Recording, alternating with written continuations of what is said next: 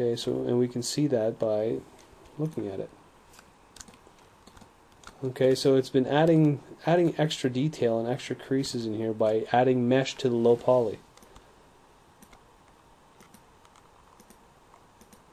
Right, okay, so let's add a few more. Maybe we wanted this piece up on top creased, and right now it's very smooth. Okay, so what if we try that? I'm going to grab both of those edges on each side, ring it, and then connect.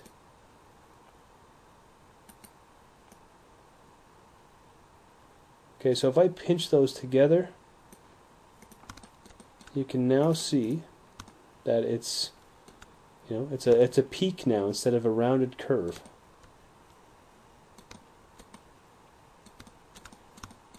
You know, this area looks really terrible, so let's check that out.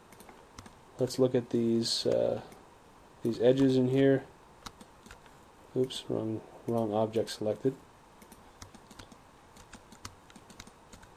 Okay, right now we've got this crease edge at the top, but there's no supporting edges. So let's grab this edge and we'll ring that, connect.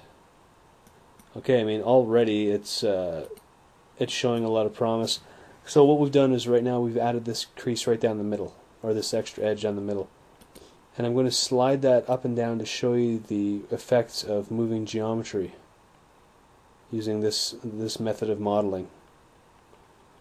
Okay, never put it up to 100 because that will just you'll just have overlapping edges and overlapping verts, and that'll make it really tough when you go back to select or to edit it. So if you want to go close, stay in the mid 90s, something like that. I'm going to use 2 segments at this point and just pinch those out so I can get the same kind of pinch detail down at the bottom as I do at the top. And hit OK. This top part I'm going to inset to get the other supporting edge in there.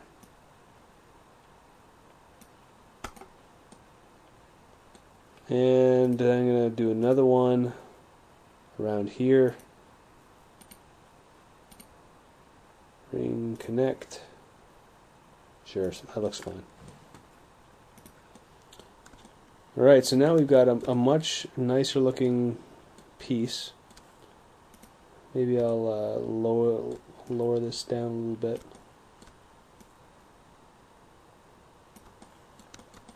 Something like that.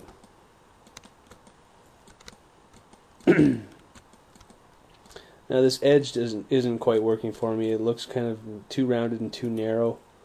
So let's quickly look at that before I have to press stop on here. I'm going to select all of these edges, these 3 edges, ring them all, do a connect with 2, and pinch out, and hit OK. Suddenly there we go. Now that's it's a much nicer, it's a thicker edge, a little stronger looking. We might want to move this whole object back in a little bit. I think it's sticking out too far.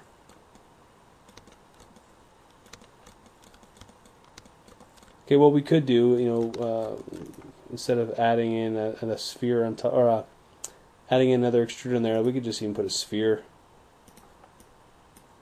Okay, align it. I know it's in there. I'm just going to pop it out.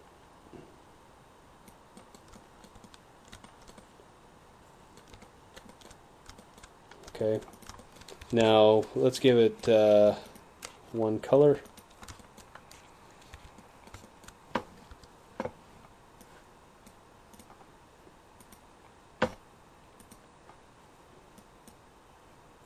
Maybe a slight blue to it.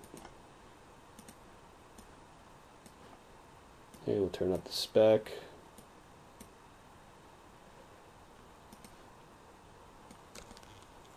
Right, and so there we go. We've got a really simple rim. Again, not the most complicated rim out there, but at least it gives you an idea about using sub-D modeling and yeah, there we go. You can always make a back for it using similar methods. Right now, I'm not going to. Again, similar methods to make the back. It's just a matter of extruding pieces inwards. But there we go. Hope you enjoyed it.